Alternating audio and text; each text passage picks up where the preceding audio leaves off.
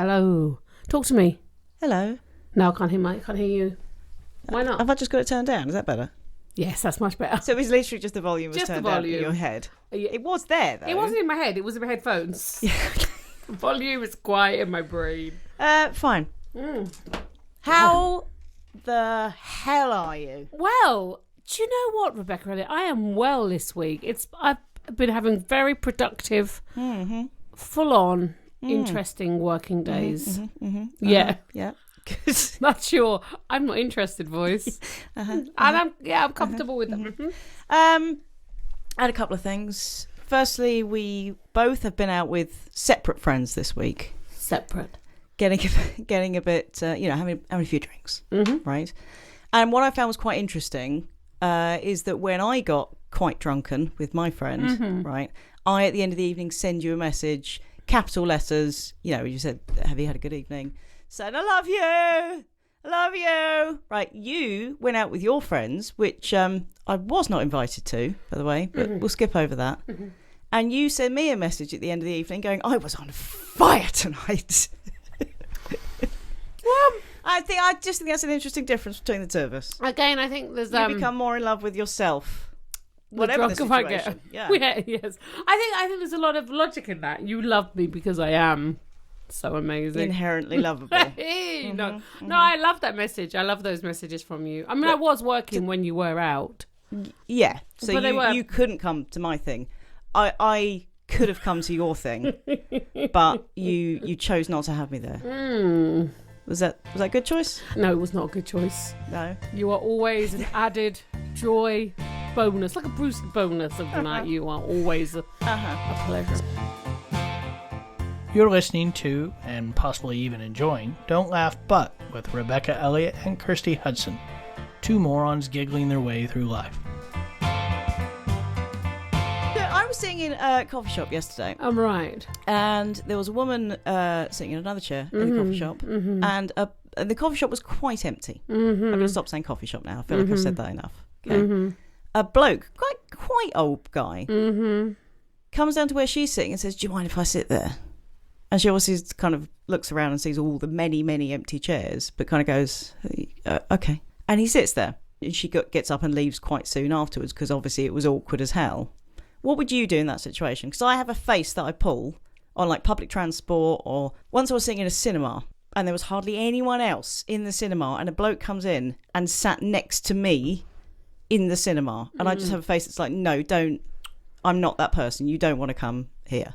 Same face that I pull when I go to your comedy stand-up nights when the other people are on. It's a face that says, you don't want to pick on me. I'm not the audience member you're going to get a laugh from. Right. I am stern. Don't f*** with me. Oh, okay. Interesting. Otherwise I just cringe and it's just horrible. But so you would have just pulled a face at the man that was going to sit? Yeah, I would have been polite and gone, yeah, okay. But I would not have been happy and I would have got up quickly. Would you have been fine with that? Do you think it's weird? It's weird. I would have gone, absolutely, no problem, take a seat. And inwardly gone, oh, crap. Yeah. But okay. I would have been overly gushing about it. But it is weird, personal space. Come on. In this empty cinema. Yeah, that is a strange thing that people come sit next to you. Yeah, I don't like anyone to sit next to me in the cinema. I mean, I have to sit with my family. You do. But I don't really want anyone else close to me. I like to have my arms, I like spreadage. Yeah. Okay. Yeah. We've got a couple of things to talk about in Overheard Corner later. I don't have any overheardness. Okay. But there's something we need to discuss further. Okay. As requested by my Auntie Linda. I'm already looking forward to that. Yes, me too.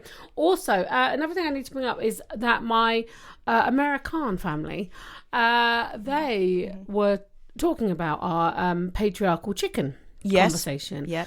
And one sister-in-law went, yeah, totally, I get that. And my other sister-in-law went, no, I stand there. I almost stand there with my elbows out when people walk close to me. Good. Well, that's what you should do. Yes. And she said that she feels that where in the city that she lives in America, that there is a right side of the path to walk on, or sidewalk, as it is called there. Yeah. Why are you doing a weird voice? I don't know. Or sidewalk, as it is called there. Yeah, I'm explaining it clearly. So she's like, if you're walking down the road, you walk on the right-hand side. If you're walking up the road, you walk on the left-hand side. That's only a rule that works if everyone knows the rule. I know. That's not a rule. I know. Well, she said that should be a rule. She said, why isn't that a rule everywhere? She said, and would patriarchal chicken be happening in culturally diverse places, like culturally not diverse, that's the wrong word, Kirsty, like culturally different to us, like, you know, like in Japan and all those places. What, do blokes walk along and bash into women? Yeah, it would. I don't know. It's always an interesting point. I thought it was worth it. It is an interesting point. I thought it was worth a mention. I did it the other day, and I really got massively bruised by a bloke who just walked straight into me. Just straight into my arm. Big guy. I didn't say sorry or, you know. But I still said sorry. You still said sorry? I couldn't stop myself. I know. Couldn't stop myself. And how frustrating it was not my it is fault. when you apologise. I know. He did it, you apologise. I mean, it's just... it's the role of the woman. I'm an idiot. It's not. But, you know, it is frustrating. I just want to mention, give a shout out to my loveliness and my family. My little sister. My son wasn't feeling super great the other day. He was feeling a bit unwell and stuff. Your son? Yeah. Yeah. You've gone from talking very clearly to yeah. And my little sister bought him a huge bag of goodies to cheer him up and make him feel better. And I just thought that was so kind and thoughtful, and just like it was just, you know. And then was going to take him out for dinner, and it was all. Oh, it was just really sweet and lovely. Your little sister is nice. She's really kind. She bought something for my Benji the other day. I think your little sister is a lot nicer than you. Yeah, and I might do a swap. Yes, she come and do that. I mean, she's very much taller than me. Yeah. You know, she is my little sister. I mean, she's little by a long way. She's 21 years younger than me, but she's just so kind and thoughtful. And but also my older sister is doing much better. She's still not very well. Good. I said good at the wrong time. I said I mistyped that. She's still not very well. Good. No, that's good that she's getting better. Okay, much fine. better. Good. She's doing really well. I'm incredibly impressed with her resilience and strength on getting better. She's doing super well. So yeah, like life has just been an interesting, full on. I feel like I need to say nice things about my family now, because then they'll listen and go, you didn't say anything nice about us. Well, your my family, they're all lovely. They are consistently they are lovely. Beautiful, perfect people. There is nothing, you know, because they've got that consistent go. I don't even need to say it, because it's obvious. That's how wonderful they are. That's how good they are. Beautiful.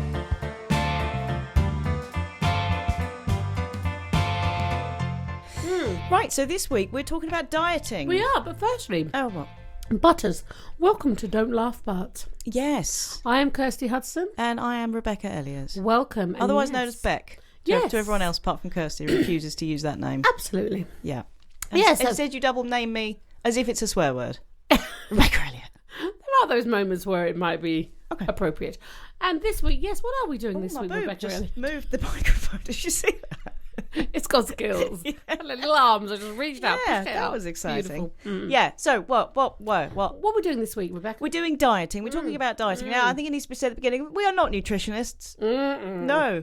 And we are not here to big up one particular way of eating. No. Neither are we here to slag off other people's way of dieting. Absolutely. Because I've really thought about this week. Have you? So when I do tend to think about things that can go a bit tits up. Right, but I have thought about it because I really thought I was going to come in with diets are crap.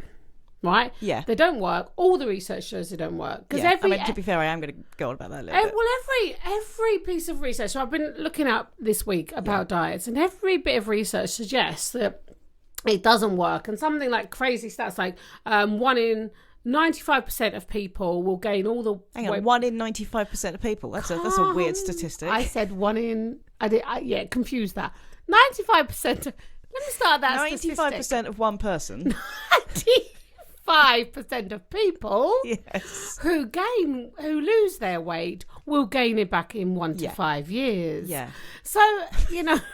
That's like... Yeah, it's shocking. It's a shocking statistic. But I spoke to my mum about this. My mum has lost 4 stone or something on a Slimming World program, right?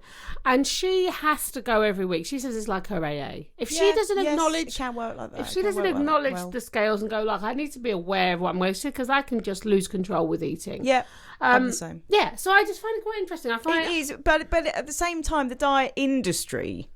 is an industry just based upon manipulating our insecurities. They don't want to make us more healthy. They just want to make money. Yeah. It's like the diet industry in America is worth £72 billion. Wow. And that's gone up from the year before it was 69 billion. So it's increasing.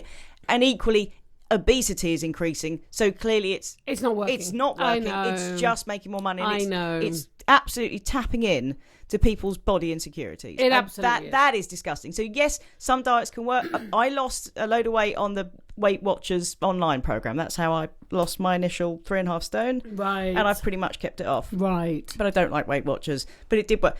Everything can work. of course, because it's all the kind of scientific, calories in versus energy out, fine.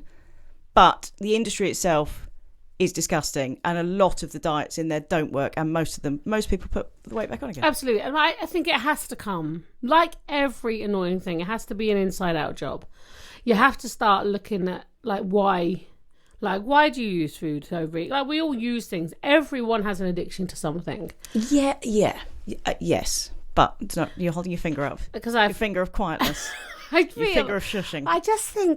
I think what firstly we need to do, is just lightly forgive ourselves. If you overeat, you overeat. Yeah. But if you place a judgment on yourself overeating, you've got to deal with all that messy stuff. It's the judgment. Shame and guilt. We have to talk about James Corden. We're rushing through. Slow down. Sorry, I'm all excited. Go on then. About I just thought I was going to say something there. Say it, and then we'll come back to James. Then we absolutely will. But I think that's something. Carry on. No, I just think the internal journey is something I'm more interested in than the rights and wrongs of the diet industry on this one. Yes. Go ahead. What I was going to say with Please do. I was joining in with you, was within that statement, there is a judgment in itself that anyone who overeats and can be seen to be overweight has some sort of mental healthy issue surrounding that, and that's what they should tackle. And actually, I don't think that's the case. I'm not talking about someone who's 25, 35 stone. Okay. Because most people aren't. And that is a health issue. And that is something that they probably have got a mental health issue. And of course, they need to tackle that. And people need to tackle that sensitively.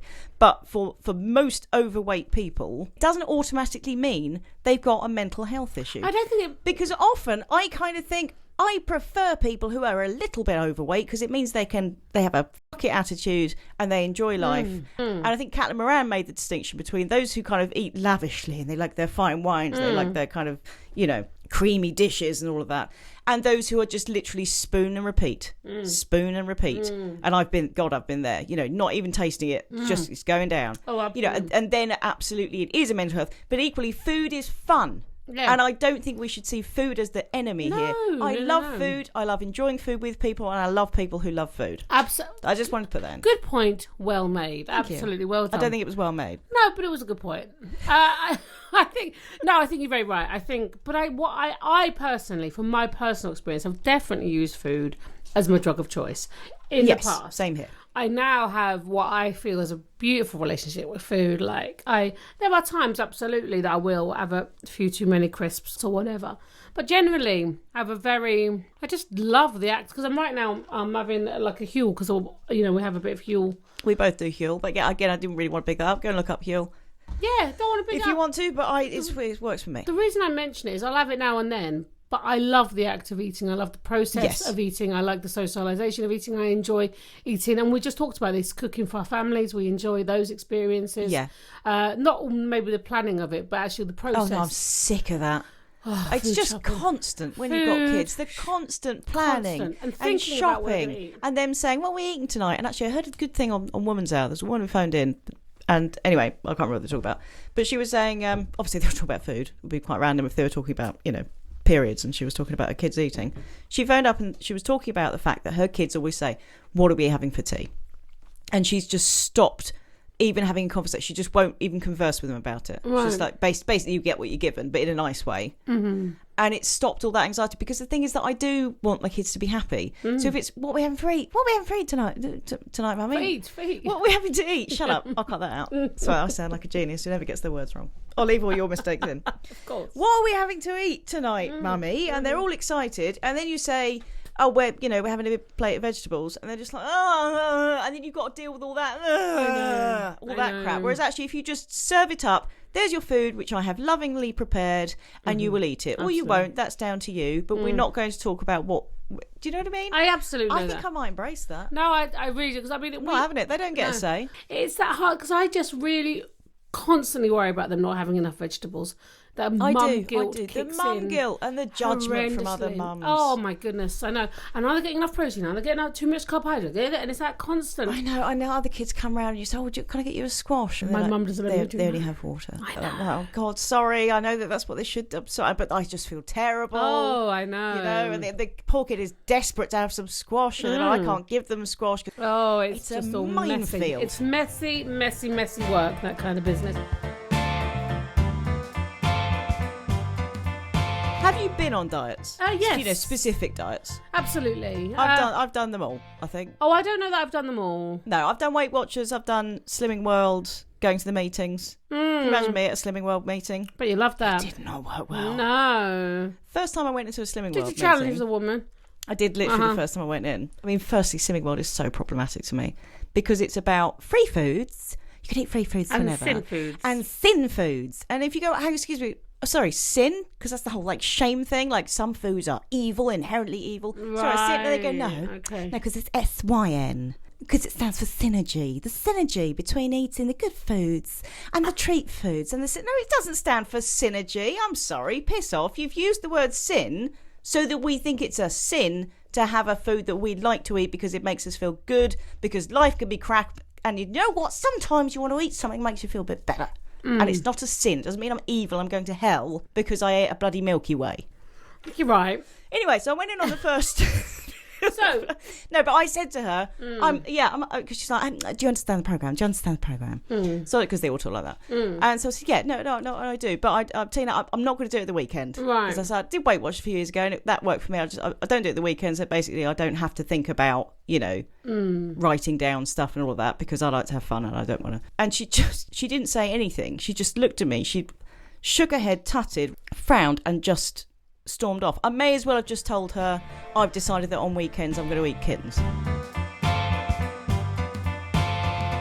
I think, I was thinking about, I mean, that was one of our questions. Are we patronised or helped by diet clubs? Clearly you felt patronised in that situation. Oh, hell yeah. That takes us back to the Little Britain sketches where they had she's fat, you know, and all those kind of things that they did consistently. And because you've eaten half the cake, you can eat the other half. Yeah. All of that stuff. Yes, I've been to Slim World clubs and I just can't do it because I don't want to write stuff down. I don't want to write what I'm eating down. But I do think we've got because it's the shame and judgment. It is a shame and judgment, and you've got to remove all that stuff before you can deal with anything and stuff. Like I am overweight.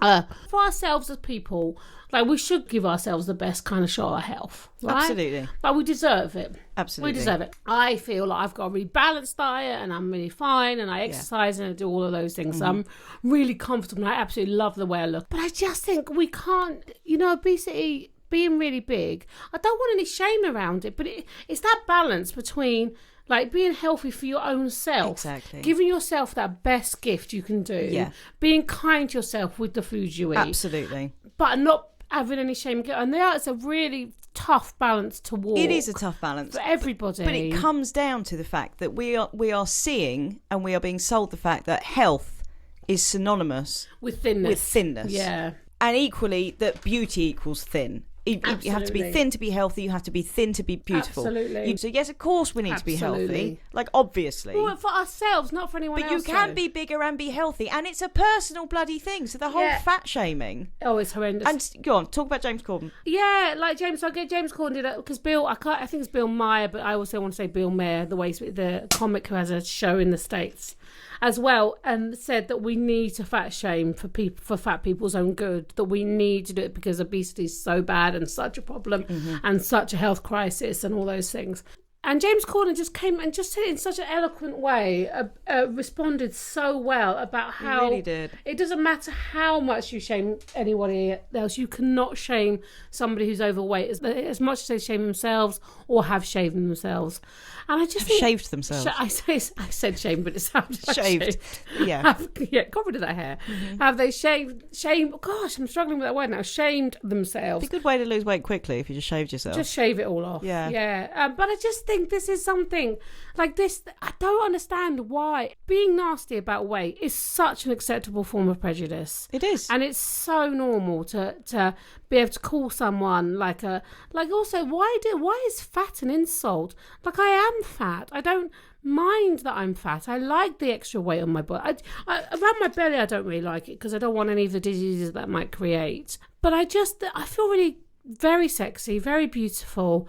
I feel really strong. Absolutely. And I don't understand why the way I look has got anything to do with anybody else. Yeah, and the whole Bill Maher talking about we should up fat shaming because then, people might stop, shoving their mouths full of food. It's just literally like that would help. Like calling someone fat, because firstly, fat shaming does not come ever from a place of you're unhealthy, because otherwise we'd be shaming everyone who's doing something unhealthy. Absolutely, and everybody generally is doing something. Absolutely comes from a place of beauty equals thin, and you're not that. Yes, and so I'm going to say something about that. I'm going to tell you about it. Yeah, and who died? Like in the magazines when we see celebrities and they've drawn a red circle around just tiny bit of cellulite on them. I mean, it's just despicable. And I just think, like, when did we all feel that anyone else's shape was anyone's business of our own? Exactly. It's nobody's business. The fact that we're all getting bigger and that there are health issues surrounding the upper end of that is a social issue, and that needs to be looked at in terms of the amount of sugar, the amount that we're getting pushed, snacks and all this kind of stuff, and the kids. Those things can be looked at, but individually picking people out and fat shaming is just despicable and is never going to help the issue. I think for myself, right? I do want to be personally responsible for what I'm eating. I don't want to just go, well, it's sugar, it's addiction, because I know I have addictive tendencies. Oh no, it comes down to the person as well. But what I'm saying is that if people want to get involved in the issue, if they're saying that, this is what Bill Maher was saying, this is such a massive issue, horrendous. Then fine, do that in a way that combats the societal problems that have led to it, but by personally fat shaming individuals. That is their journey. That is their business. I think what the things we've got to deal with before any of those stuff is shame and guilt that people consistently feel on a daily basis. Yeah. And also, generally, particularly when people overeat in their weight, some people could have had some kind of form of abuse and then used food as a protective method, and then to go and shame somebody for that. But we do it with alcoholism. We do it with all these things that we look at these things and we just go, well, they're wrong. They should be able to control that. And actually, I just think that just allow people to be in that moment and just be a space for them to be, rather than have any kind of judgment on it. I don't understand why we feel that any of us need to look at someone and go, that look is wrong. I think like the NHS do try, like in really positive kind of ways to look at. The reality is, you are more likely to get this and this and this and this, but you also might not. Do you know what I mean? That's also, but it's also personal. It is personal, and it's a hugely complex issue. Yeah, it's never, people just, it's willpower and it's calories in versus energy out, and that's absolute tosh. There's so many other factors, from metabolism to stuff you've inherited to your mental health issues surrounding it to how you were brought up, to just countless factors. Also genetics. Exactly. Genetics. This guy who works in genetics said, when you meet a tall person on the street, you will often say, your parents must be tall, but you would never go, your parents must be fat. But genetics play such a huge role in things in terms of weight. So I just think it does, and clearly we all need to eat more healthy anyway, I guess. But I just think it's a personal thing. We know that. But that's a journey that's to do with your own self. It's got nothing to do with the way you look. No, the way other people should perceive you. There's no better or worse than any of this. And the thing is, at the moment, it is not just a pressure to be within your healthy BMI. I'll come back to that in a minute. The BMI thing, there's a healthy weight for your height. Yeah. And they recently did a huge study, I think it was in the States, that basically tested a huge range of people of all different sizes from within healthy BMI to way outside it. And they got all these people to basically do 5 healthy things that had nothing to do with eating. Okay, right. So they carried on as they were eating, but they had to, exercise a certain amount, obviously not smoke. There was 3 other things, like could have been meditate and just the kind of healthy living things and getting you 5 a day, but you can still eat everything else you normally eat. Okay, and then obviously tested their health and fitness at the end of it, and there was no difference between those in their healthy BMI and those way outside of it. They were all the same amount of healthy. Oh, really?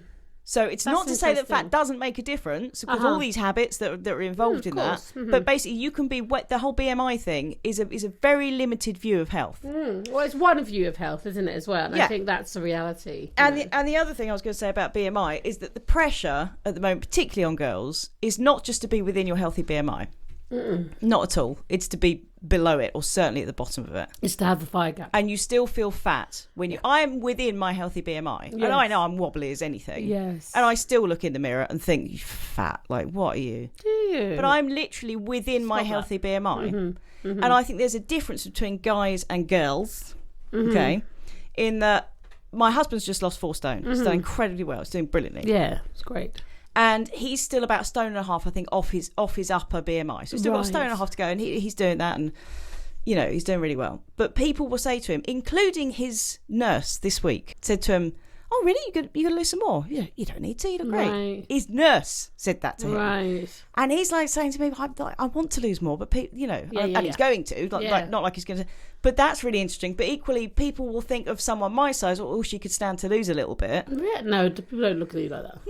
No, but do you know what I mean? What you're saying, because if you want to look like the people who are on TV, oh, of course, and if you want to wear the fashion, and you want to look like you want to fit into what is seen as a normal woman, then the up at the top of what is your healthy BMI is still seen as too big by society. Yeah, I see what you're saying. Okay, I'm saying that's wrong, but that is how I feel. Whereas for blokes, he's still a stone off, stone and a half off his upper, but society sees him as a guy. So no, you look great.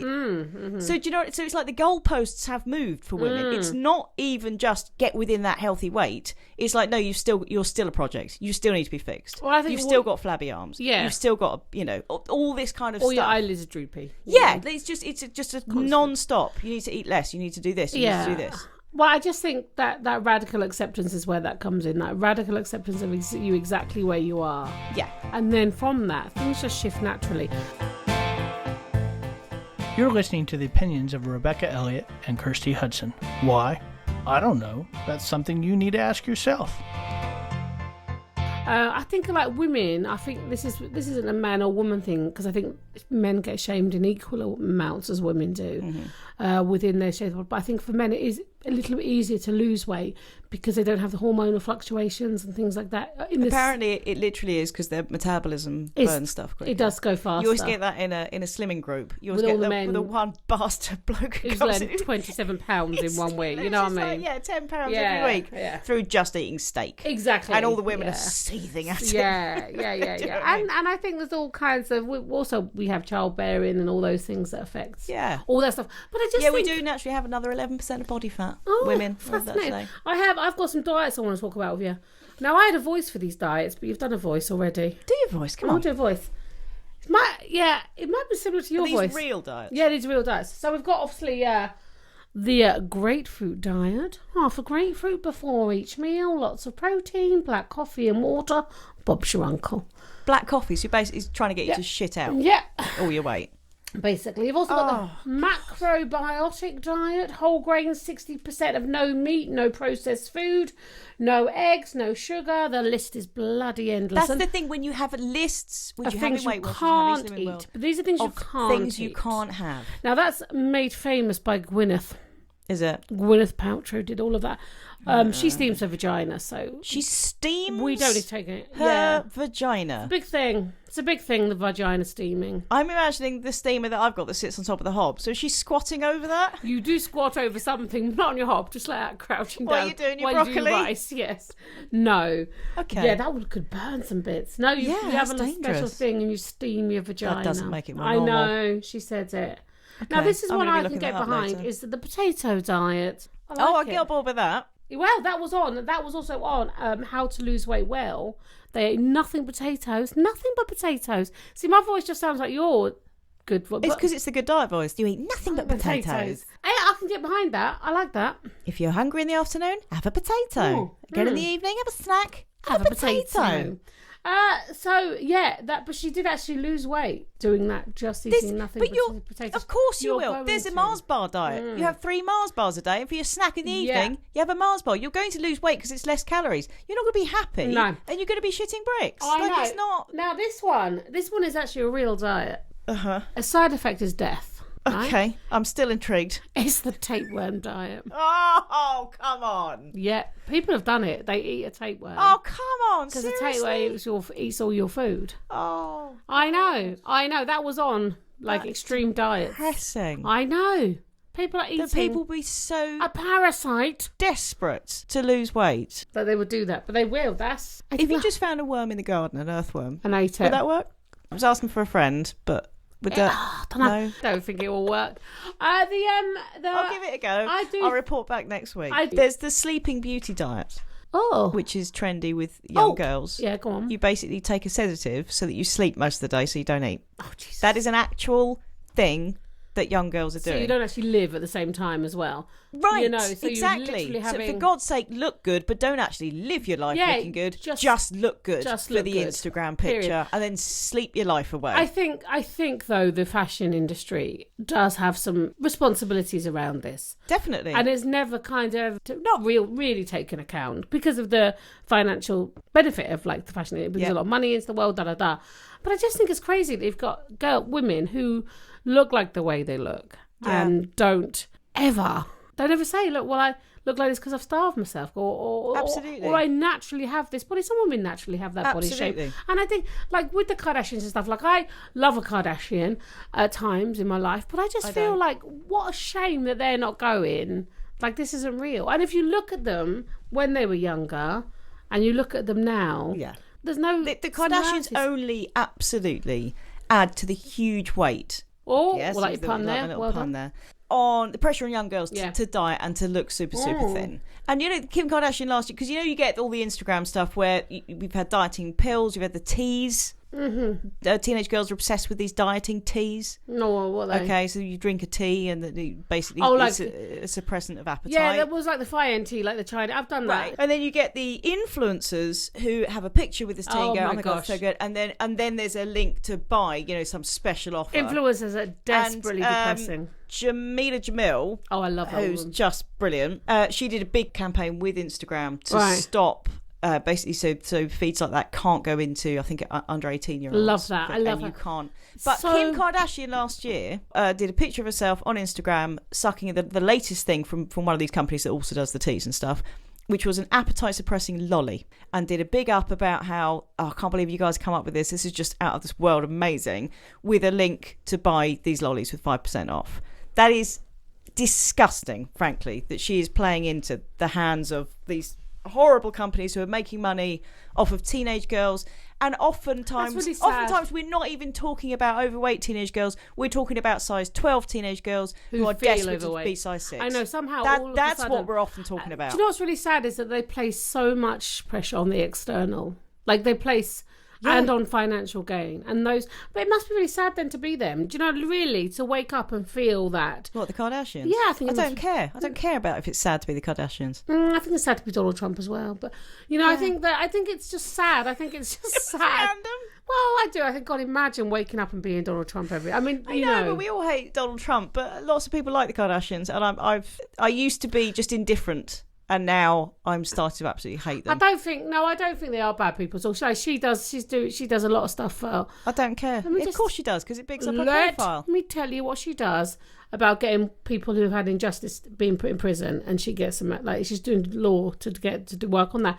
No one's all bad. I just think it's weird that they place so much emphasis on the way they look. And Jamila Jamil, who we just spoke about then, she is traditionally beautiful, and I love women who are traditionally beautiful, literally who could walk in a room and heads turn. Who then stand against that and go, that's boring. I love that. I get really excited. That's someone I do get excited about. It's really interesting. There was a headline that I read. I didn't read the article, but it was, why are young people continuing to take banned diet drugs that can kill? But there's the bit in me that obviously feels just disgusted. But a bit in you that goes, oh, what are they? There's a bit of me that wants things. Shall I have a look? But do they actually work? Is it worth them? Yeah. So I still have that thing, if you hear something that's too good to be true, there's a bit of you that goes, yeah, but it might kill you, but also might make me size 8. That's crazy. It's crazy.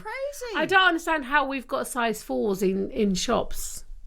I don't understand. No, I don't. It literally blows my mind that you go in and you see, and everyone goes, "Oh, if you're not a size 0, you are a 0." You know what I mean? Like, God, that was good. That was a good voice. No, the 0 that I said you were 0. Oh, sorry. You mean nothing if you're not a size 0. Yeah, no, I got it. Yeah, it was good. Well done. let's look at some of my questions that I wrote. Yeah. So are you bored of diets then? Is that, I mean, I think we've covered that. I think we've covered that, but I am bored about hearing about other people's diets. You know, when someone thinks they're on a really good diet, and that's great, and if it's working for them, that's fantastic. Right. But when they start telling you how about, so I lick an apple for lunch, and then I smell a grape at tea time, and you're just like, okay, that's great for you, but I don't. And then they really go into like the great depths because they want, because you become quite evangelistic. If the diet does work for you. Which is why I didn't want to talk about Huel, because I can get a bit evangelistic about that. Let me follow up with the point. I absolutely like. So me and my Marty Murphy, who I tap with online. You always have to explain that. I feel because people who just tuned in, and then you go Marty Murphy, who I tap with, and they're like, "What, tap dance?" That's what I would. That's what I thought when you first said emotional freedom technique. It's just tapping your acupressure points. It's a very simple process. It works incredibly well. I wish it was tap dancing. It was so much better. Yeah. Well, imagine me. I'd love to be a tap dancer. You'd be a great tap dancer. I'd be so good at that. No, she put the whole James Corden thing on there about that, and a woman came back and was all like, well, basically what she was saying. Look, I don't overeat. I'm fit and healthy. I can do it. If I can do it, why can't anyone else? But I just think, like, great that you can do it. Yeah. Brilliant. I celebrate that in you. Absolutely. Let's celebrate the beauty of everybody in any kind of context. You know. Totally. You also said that one. That's a good one. What's the question? That one out. Oh, now that is a good question. There you go. Is because there was a book. Do you remember the book? Yeah. Is fat a feminist issue? Yeah. I think it is. Yeah, absolutely. I think there's no doubt. Yeah. I mean, it's a wider issue as well. It's not saying it's not an issue for guys. Of course, it's a wider issue. But again, it comes back to that beauty. Beauty is thinness, and so because the wanting to be beautiful is tied into whether we like it or not. Kind of wanting to be sexual objects for other people. Yeah. And then that becomes the whole dieting and obsession with our weight, and oh my gosh, and remember that shame, and then the eating because of the shame that you feel because you don't look like that. I mean, I know however much weight I lose, and this has freed me, right? I will still at best look plain, right? So I may as well just look plain and still enjoy a muffin. You used the word plump there about me, and I'm not happy with that. I don't think of you as a plump person in any way. But I thought plain and plump sounded quite good together. Like, it works. I just wanted to see you squirm. I just think I like a woman who enjoys her food. Go back to that. I like a woman who enjoys her food. Like, I go on holiday with some women, what I love is we all love a buffet, and not one of us is looking at anyone going, Yeah, right, exactly. But a mate of mine's her mum shames her consistently when she eats anything. Oh, really? Really shames her. And her mum's quite slim and she's a bigger woman, and it's constantly shamed into really that look. Just, is that what you're going to eat now? Is that you're going to have that? You can have that as really. The thing is that food is life. We all have to eat. I know, and this is the thing. This is because I do a joke, don't I, about crisps, about crisping harder than heroin to give up. You know, crisps are addictive. Of course, it's a flippant remark, but food is everywhere. You can't not stop it. You can't stop it. You can stop taking heroin. You can't stop it. Of course, heroin is awful addiction. That goes without saying. Blah, blah, blah. But it is so much harder to give up because you have to sustain life by eating. But equally, what I was going to say is, if people don't like eating, people are just like, I'm not fussed about eating. I just think, it bores me. It kind of sounds to me like you're not fussed about life then, because food is life. It's I know. Socialness. There's someone I know that it is giving yourself a treat or happiness. Someone I knew was like if I could take a pill for the rest of my life, I'd be happy. To not not bother with food. I love eating out. We eat out a lot. And I chuffing love that. It's a delight for me to eat out and really take my time looking at the menu and really enjoy the food. And if I'm with someone who doesn't enjoy that, I'm just like, I don't know how to really connect with you, because food is life. This is fun. It is fun. It is fun. It really is fun. This is one of the joys of life. I mean, every wobble that I've got on me, that I really enjoy putting that there. Yeah, definitely. And it just isn't bad. I think inside every thin woman, there's a fat woman trying to eat her way out. Trying to eat. Nice. Good line. Well done. Thanks. We've got some letters, haven't we? We've got. Yes, we've got. Well, this one was good. Letters from our people. I thought this was good. So, this is from Claire. Lovely Claire, who writes in, on this exact line. She says, when you say to someone, let's have some cake, and they say no, she said, I think it's blasphemy, if I'm completely honest. I like cake a lot. She said, my arse thinks maybe I should hold off on eating 2 slices in one hit, but who listens to arses anyway? Exactly. Although, tell that to the Conservative Party. A little bit of satire there. Nice. Anyway, she also says, she suffers from Crohn's, which goes back into last week's, the unseen disabilities. Yes. In fact, we did get a letter from her last week, but we got it too late for the podcast, where she talked brilliantly about how when she talks to her other friends who have Crohn's, their first question to each other is, have you shit yourself lately? Right. And that just becomes a normal question. That doesn't surprise me. But she said the upside of having Crohn's, which is horrible and debilitating and all the rest of it, is that she's got a magic key to all the toilets. A key so that you can open any disability toilet. All the ones that are locked. I could do one of those I keys. didn't know that existed. That's not something of Harry Potter. You That get a is magic amazing key. to the Opens toilets. up the world of the toilet. Because I've been on this medication, right, and I have a thing that I always have to go to the toilet. Yeah. And it's the sweat pains that you get if you need to go to the toilet, and you have to go into. It's horrible. It's just the worst. But bless her, because Crohn's is really awful. Yeah, it's full on. I love that she's who listens to asses. I love that. Exactly. And, exactly. Yeah. But you see, cake is interesting because I can turn down cake. Can't turn down a potato. I can't turn down a crisp, but I can turn down chocolate. Yeah, I can turn down Except when I was pregnant, they went the other way. Oh, I like a square of chocolate. I don't want too much chocolate. No. I get a bit nauseous. Do you? Yeah. But I do Would love... you say nauseous? Nauseous. I say nauseous. Okay. I love an after eight as well. No. Really? Yes. That's harking back to the treats of the 80s. That and a Viennetta. Oh, When your mum was having a dinner party, she'd get the Viennetta and some I'll after only eights. have a mint Viennetta.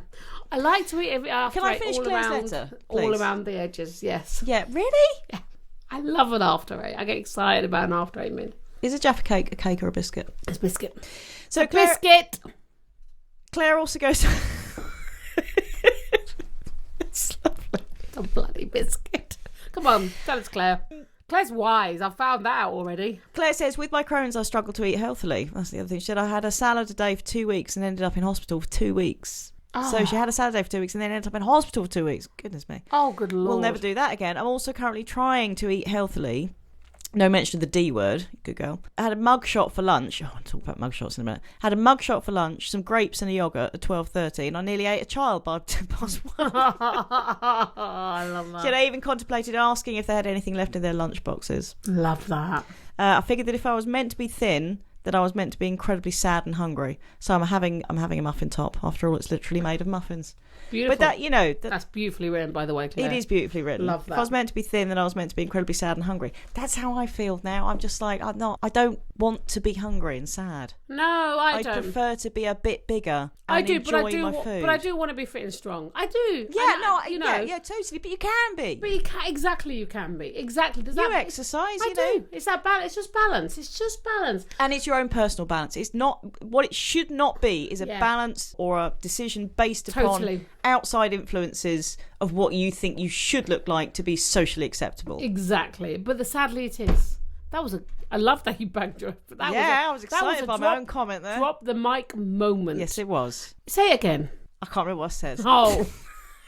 But I'll tell you what, influences. Bloody good. Oh, it was hot. What about, I'll tell you, Alan and Eileen, they're doing the keto diet. Oh, they wrote in? Yeah, Eileen wrote in and said, me and Alan are doing the keto diet. What is the keto diet? Keto diet is very high protein, high fat. Yeah. It's very, very low carbohydrate.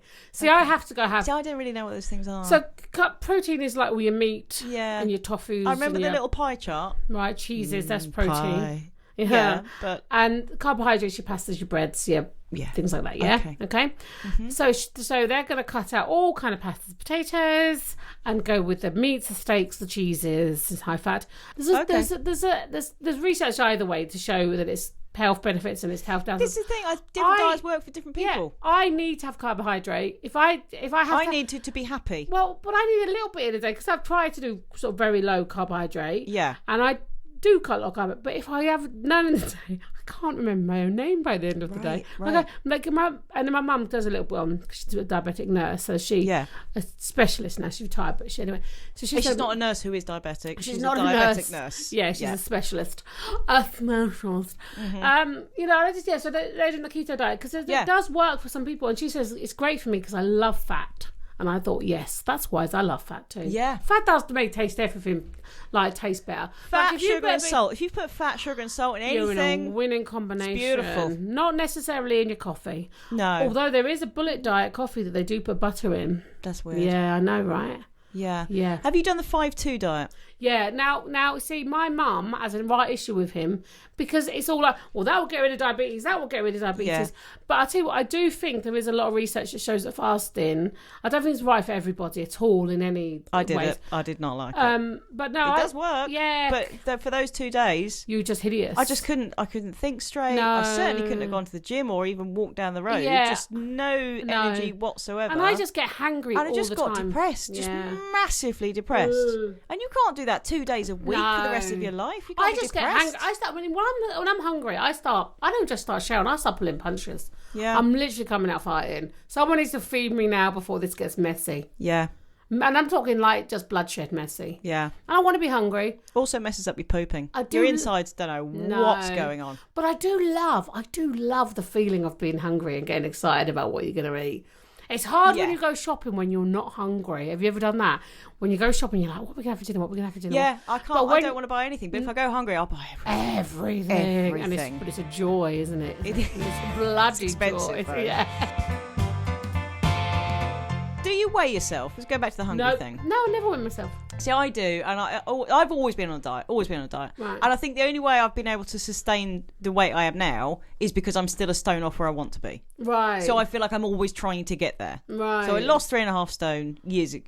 But you want 10 to lose years 4.5 stone. But I'll always want to lose another stone. Right. But I kind of know deep down I never will. Right. But I kind of don't tell myself that, so that everywhere it gets, and it kind of keeps me going. But on the other hand, the depressing side of that is I'm never really happy with where I am. Right. But I'm happy in that I get to eat good food. Yeah. But I do weigh myself every week, and I hate that. I hate that a number on a bloody judgmental bit of electronic thing in your bathroom does that change can how you depress feel? you. Does it really? Yeah, if I put on like a couple of pounds, just don't weigh yourself then.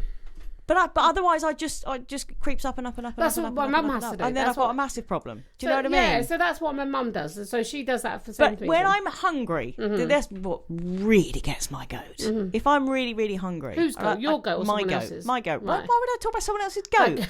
That's what really gets someone else's goat. We know I'm not talking about an actual goat, right? Yeah, but it's weird, isn't it, that you say that? It's weird that you're concentrating on the goat thing. I just find it weird that gets my goat. You haven't even got a goat. No, I haven't got a goat. Like if you had a goat and we could go on, get your goat. You're angry, go get your goat. It's just... I tell you what really annoys me. Thank you. You. I tell you what really gets my goat. When I'm really hungry and I think I'll weigh myself now because I feel really hungry. You know when you feel a bit thin because you think, I feel like there's nothing in me. There's nothing there. Yeah. I'm starving. Yeah. I get on the scales and they tell me I put on 3 pounds. How can I be this hungry? Yeah. But fatter. I'm just a big windbag. I love it when you lay in bed and all you can feel your ribs. Like there's that because I say every time I can because my fat sort of spreads around my body more, so I can sort of feel my ribs a little bit. And I go, look at this swell. But I sleep naked. Right, we've discussed this quite a few times. I sleep naked, and I've got friends who don't sleep naked because they don't like their fat on fat, or they don't like, their husband seeing them in that naked thing. That's sad. And I just think like. Flaunt it. Husbands just like naked women. Well, I like myself naked too. That's the thing about most of the fashion industry, most of the stuff that's online, and most of the kind of influencers, and all this about, it's thin girls. But mostly the people who are influencing are other women. Yeah. Blokes don't actually necessarily want to see incredibly thin women. They're not bothered. I think we should do something on influencers at some point because I'm really getting bored of that for young girls.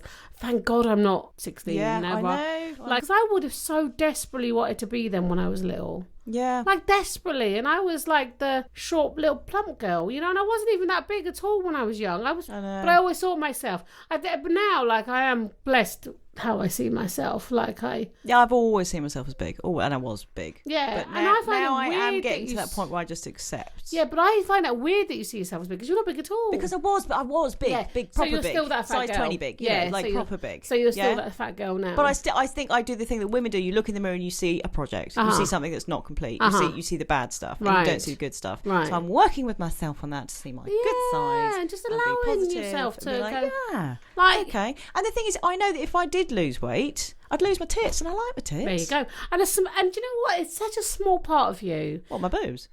yeah, they're not. That you're like the way you look, your size. Like it's like I just think what I want my children to feel, what I want everyone to feel, and this is so blimmin' moral and irritating. But it's all the great stuff you are. We are all absolutely perfect as we are, and we just get sold this message consistently that we're not enough. And that partly that comes from... Stop it. Just stop it. Partly that comes from how society doesn't just see like, oh, you're big and you're not attractive, but it puts personality traits along with that. Yeah. You're lazy, you're thick, or it can be the positive, you're bubbly. Yeah. Yeah, we make judgments on people's personality based on their outside all the time. Fat people are always called lazy. And all that's the time. No, I don't think it's a reality. And I think that's the part of the problem when you look in the mirror and you think, I don't feel like that on the inside. Yeah. Because nobody feels fat. No. Nobody walks around feeling fat. No. You see it in the mirror and you know, and whatever, and you're dealing with that or you're not, wherever you're at with that. Mm-hmm. But everyone's just a person inside. It's such an obvious bloody thing to say. But do you know what I mean? You don't walk around feeling my fatness. No. You know? Let's just all love ourselves a little bit more. Yeah. Diets, do it or don't. Absolutely. Beautiful. Do it or don't. Don't. Yeah, but basically don't. Yeah. But yeah. Overheard corner. Yeah. I didn't have anything this week, but my husband did. Oh, thank God for that. That's beautiful. So he heard the following. What did he hear? You looked really great last week when you were wearing those jeggings. Oh, beautiful. And I think, no, she didn't. Because nobody looks good in jeggings.